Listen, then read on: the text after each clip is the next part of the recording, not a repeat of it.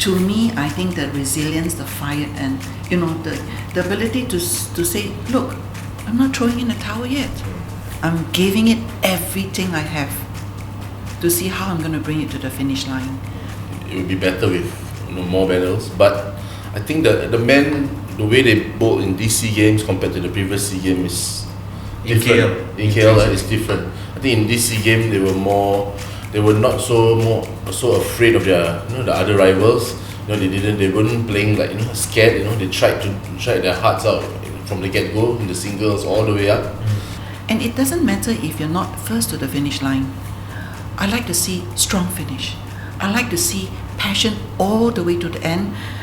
You have a Singapore flag on you. You must certainly have pride in that. It has to be a strong finish. And okay, you can't win all the time, but all your country asks of you is your very best. Have you given your very best? And that's all I ask. And lo and behold, you became the bowling queen in Manila 2019 when you won the Masters title with only a 12-point margin over your Malaysian opponent. Can you describe that Masters campaign for us? It's a bit dramatic. I didn't intend for it to be so dramatic, like 2 tiebreakers. I think no one could script it. No one could script it. And what a finale, right? Yeah. Oh my gosh, it was heart stopping. It was heart stopping for us. I'm sure it was heart stopping for her as well.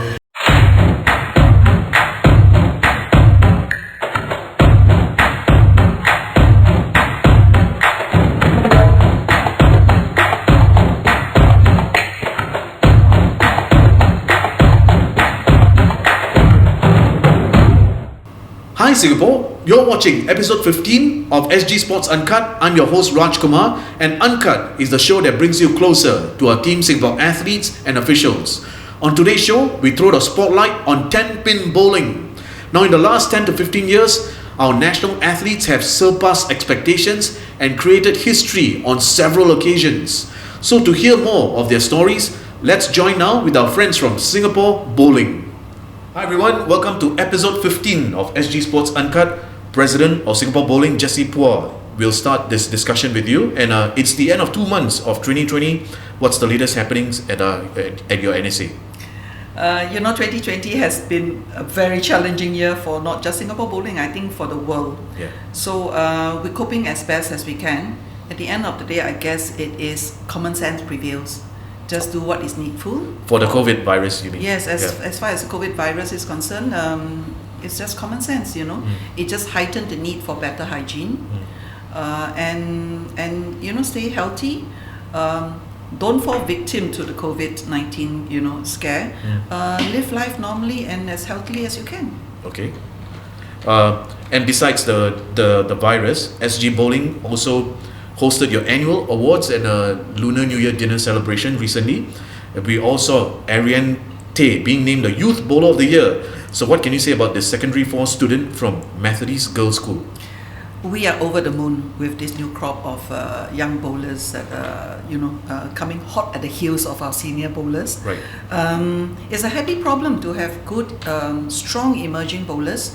It's so comforting and heartwarming for us to know that we definitely are on the right track. Our feeder system is working well, and as president of Singapore Bowling, I cannot ask for more possibly. Yeah, sure, lots to expect from her, Ariane Tay. And it's just not her. It's a whole bunch of them, all literally just coming out of the woodworks, if you pardon the word, and they're doing such amazing progress on international fronts. The most important thing is that they're not intimidated by the field, and that's what we want. Skills, bowling is a skill acquiring sport. We can impart the skills quite easily. Heart, we can't give to them. Heart has to come from within, and this crop is amazing. Nice. Let's hear now from the men's national team coach, Helmi Chew. Staying with the awards night, Sid Allen was presented with the outstanding contribution to the sport of 10-pin bowling. So from one coach to another, what can you say about Sid Allen's impact in Singapore? Yeah, well, I think he has brought a lot of things to Singapore bowling. From the start, for example, our coaching courses. So he did all the level 1, level 2, level 3s, and now we're coming out with the level 4s, and then in the future possibly level 5s. So with all this coaching certification program, so it helps to build the number of coaches in Singapore, and so with more qualified coaches, this way they can groom more qualified bowlers, and then so it just gets, so our base will get broader with all these qualified coaches, and then it just makes its way to the top. Okay. Yeah. Okay. We now come to the award, Bowler of the Year, and I'm assuming there was just there wasn't a candidate strong enough to beat Cherie Tan for the title. Yeah, I think if you look at Cherie's achievements throughout 2019 alone, I think so, if you were to write down the achievements, it would be about this long. So I think she did well right in the beginning of the year with second position AIK, which is in Sweden. Right. Then right after that, she went second again in Finland for the Brunswick Ball Masters. And then in the middle of the year, she did well in the World Women's Championship where she won the Masters. Following that, right after that, she went to the Players Championship and where she won the PWBA Tour in Players. And then to sum it up, towards the end of the year, then she did well in SEA Games, the team event. She was part of the team, and she also won the Storm Dominoes Cup, which is a very, very strong competition where most of the PBA bowlers were around in that tournament, and she won it. Wow. Yeah, so it was definitely her year, 2019. I guess you would say a near contender would be our friend here, New Hui Fen, because she won 3 SEA Games gold medals just 3 months ago in Manila. Hui Fen, welcome to the show. How do you feel about your teammate Cherie and all of her accomplishments that are, help me just summarize. How do you feel? I'm very happy for her. I feel like out of everyone on the team, she deserves it the most. She's the most hardworking, and her work ethics is just super strong. Yeah, she's the phrase where it say like preparation meets opportunity. That's where success comes, right? Cherie is living that. She's the epitome of that. Yeah, she's always prepared. Okay. Always. And winning the accolade of World Bowler of the Year. It's the first time that World Bowling, which is the governing body of the sport around the world, they named a Singaporean as the winner just a few weeks ago. How did you feel when you heard the news? When they first announced the nomination, I was damn excited. I keep asking my friends and family to vote for her. Yeah, because the winning is based on voting, so we had to get as many people as possible. So when she won, I was very happy. Nice. Yeah. Okay. Jessie, were you quietly expecting Cherie to win this international accolade? This is just the icing on the cake. I think the satisfaction of Cherie to be able to round off such a sterling year, I think for her that is the most awesome award she can ever get for all her years of dedication and determination. In our team meeting, Hui Fen will attest to this. I always single Cherie out as the most dedicated, committed bowler. Her pre-shot routine, if you ever see her at any competition, it is clockwork. She never ever waver. And she's that steady an athlete. And so for her to be named Athlete of the Year, well, that really is the icing on the cake. Okay. So Jessie, then what does the World Bowler of the Year award actually mean for Singapore bowling? It is very heartwarming to know that we have worked so hard all these years, and to now be recognized, to have one of our bowler recognized, acknowledged as the Bowler of the Year. But more importantly, I think it showed that Singapore, this little red dot, is actually quite a powerhouse in the bowling world. All the years of hard work by our coaches, by the athletes, by the supporting staff, as well as support from the parents, have not been in vain. So, wow, it's really such an incredible moment for us. Yeah.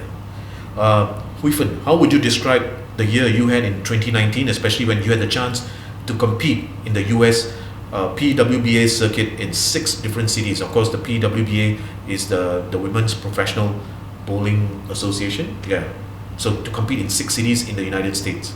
I feel very lucky, and it's all possible because of the SPEC scholarship as well, because of the funding, and through all these PWBA competitions we get to really learn. Like the learning curve is just super steep. That's where I'll find out about my flaws and how do I work on it and improve as a bowler.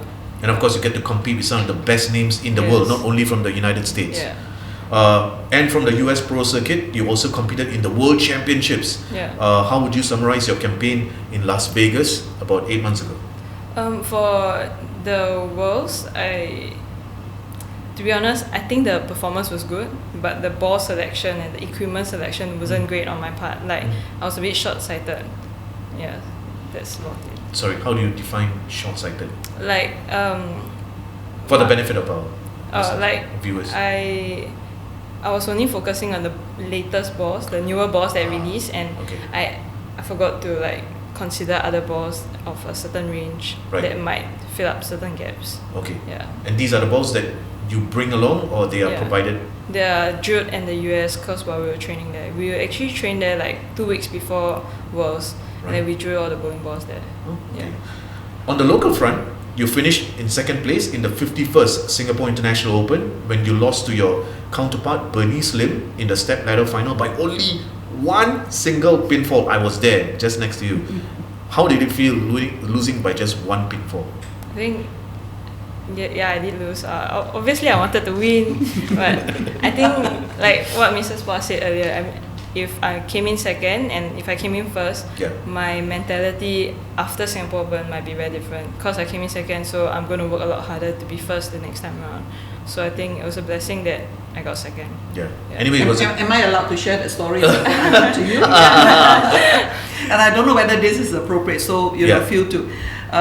When I'm so immensely proud of her. Yeah. So immensely proud, not because of what she has achieved this past year. When she did not make the cut for the Asian Games, she came to see me and she wanted to go to compete in PWBA at her own expense, and I refused. I rejected it. She didn't take it, sitting down. She went home, she worked on it, she came back with a proper folder with proposal how she's going to, through participating in PWBA, work towards, bringing her game up to the level that is deserving of a national team place. And I was most impressed, but I turned to her and said, I'm sorry, Fen, you're still not allowed to go. And so she said, I'm paying my own way. Why am I not allowed to go?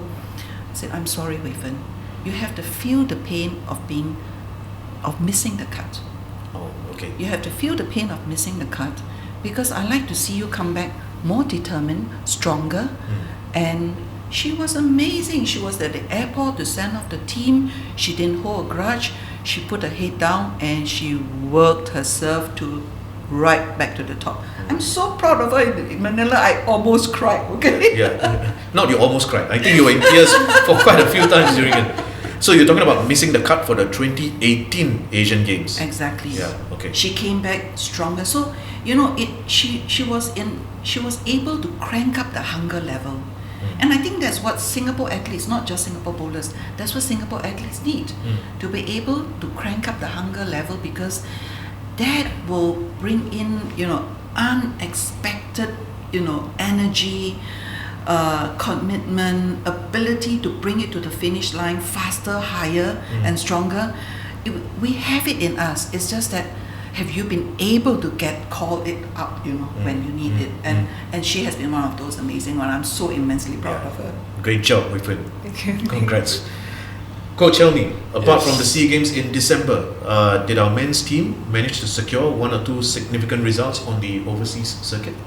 I think we finished 1 to 5 in Dubai, and then after that we did extremely well in the Asian Youth Championship. I think the men and the boys and the girls team did extremely well in Kuching for the Asian Youth. Okay. Where they finished number 1 country among all the participating countries. Right. Yeah, which is an amazing result. Yeah. Okay. And now that we are in 2020, what is the men's team presently up to in the first quarter? Okay, I think as everybody know, a lot of tournaments have been cancelled in Southeast Asia. So far, the one that we are going to is in Dubai on the 9th of March in Dubai. So that's still on? That's still on. Okay. So far, touch wood. Yeah. With this virus going on, as days goes by, we never know what will happen. So I think our first up will be in Dubai for the men's team. Yeah. Okay. Jessie, let's touch on the school scene. And as of 2020, how many schools in Singapore have bowling as a CCA apart from the Singapore Sports School? I would say we're safely in the 30-40 range 30-40, minimum. Okay. Because we all break. It's too large a group to have under one roof at one time. Yeah. So we've broken them into different segments, different categories. It is something that we hold dear to our heart. Youth development program is very important for us. So it's to create opportunities out there so that we can still attract, enthrall and keep, in our radar bowling enthusiasts. And you never know, something might, a spark might go off and there comes your next world champion. So it's really growing the breadth and the depth of our sport that is very important. Right. And it is showing the result because if you don't have a very, energized, very lively youth development program, the writings are on the wall for that sport. Okay. I'm assuming most of the schools that have bowling as a CCA, they don't have their own bowling alley. So where do school students generally go to train, and how does your NSA help in that particular I think from the word goal, it has always been our goal to actually bring everybody level up, sharing information. I think professionalizing the field of coaches out there. So I dare say we are one of the few NSAs in Singapore who are committed to not just helping our own national coaches to increase and expand their knowledge, but actually the entire field. We share this with all the bowling coaches out there.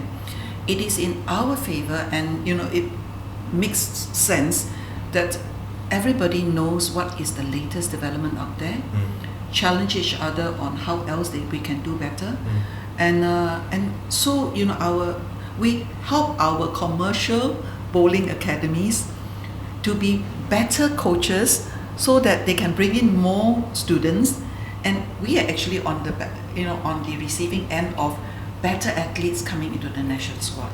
So it's win-win for all.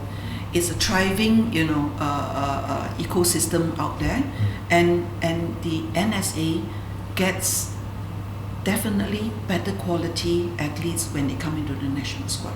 Okay. Hui Fen, how often do you and your fellow athletes get to conduct and assist in workshops or clinics with students? With students directly, not much, but for the upgrading for coaches, we attend them as well as bowlers. Okay. Yeah, and if any local coaches have any questions regarding bowling balls or certain training methods, they usually ask us. Okay. Yeah. So the NSA doesn't really go to schools to do.